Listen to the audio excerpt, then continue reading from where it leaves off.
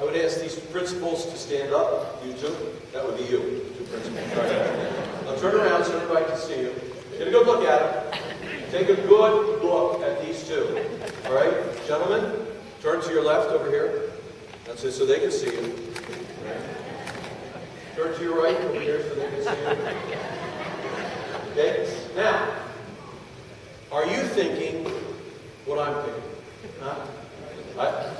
It's obvious. We have twins. Right? They are so similar. Here they are as ready to profess themselves as fully professed Glenberry brothers. Right? That's one thing. So they have that in common. I don't know if you know this, but they each of them grew up fairly close to our Glenberry headquarters in Fairfield, Ohio. Jason was about 100 miles away. Levis was 8,200 miles away. But a lot of it is water, and there aren't any lights, so it's still pretty close. Jason, of course, got the social work degree recently, working with families, problem issues, putting out emotional fires. Levis is better at setting fires when he goes to workshops. So maybe that's it. Okay, so we don't have identical twins. I guess we have that other kind of twins, fraternal. You're fraternal twins. But today, you are twins because forever you're going to be joined as classmates. Making your final profession today. Have a seat. This has been quite a build-up this week, if you've been with us for part of it. On Thursday, we had the renewal of an oath, which Glenberry celebrates somewhat simply. Last night, we had, right here in the same church, the first oath of two of our men, Richard and Charles. And it was the first time they could do that after years of preparation. So it was a big step. And we celebrated with some gusto. But that leads up to today. And honestly, this has been kind of a climax. It's not accidental that we did it this way.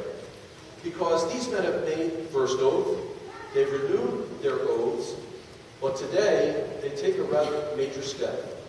Because today they say, forever, forever. And that is a big step. In making a commitment like this, in a culture that writes commitment in a pencil with a big eraser nearby. They're writing in ink today.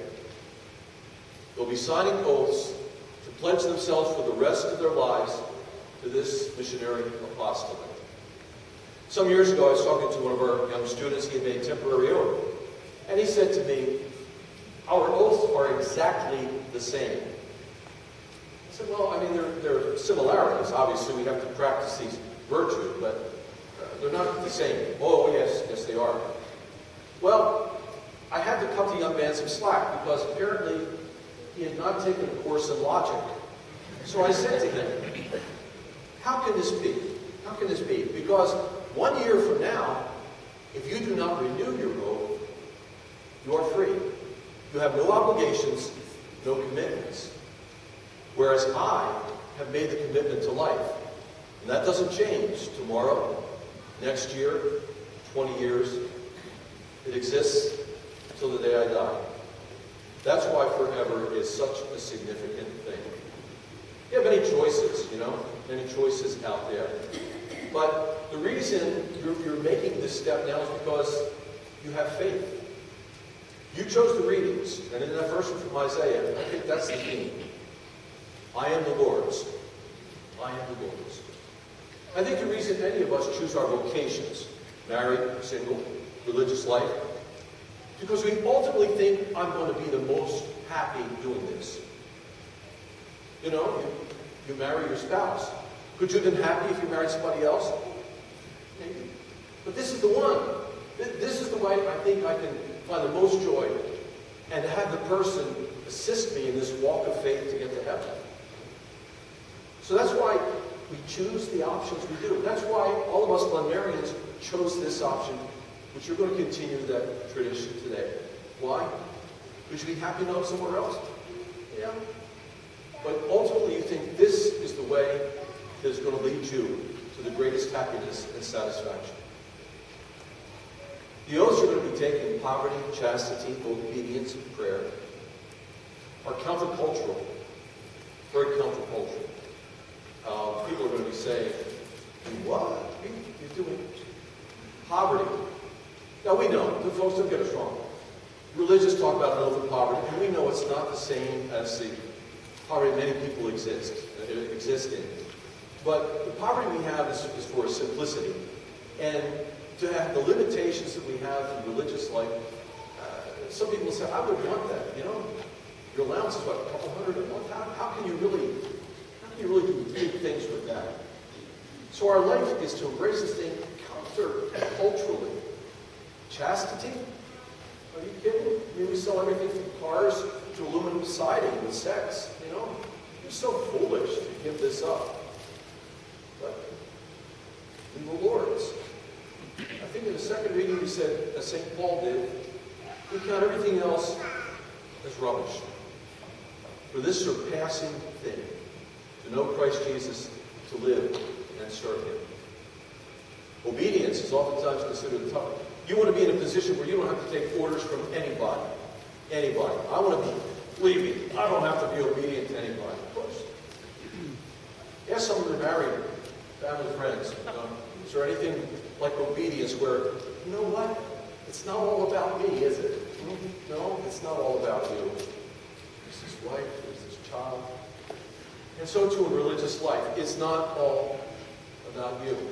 It's about us. It's about the vision of Father Bishop, about the mission of Glenbury, continuing the mission of the church. So, counterculturally, this really is going to stick out. You guys, I checked the internet, and I checked, I typed in contemporaries and peers of Jason and Levis. And this is the answer that comes back from the culture. You guys are nuts. You guys are nuts. But fools for Christ, and willing to be his.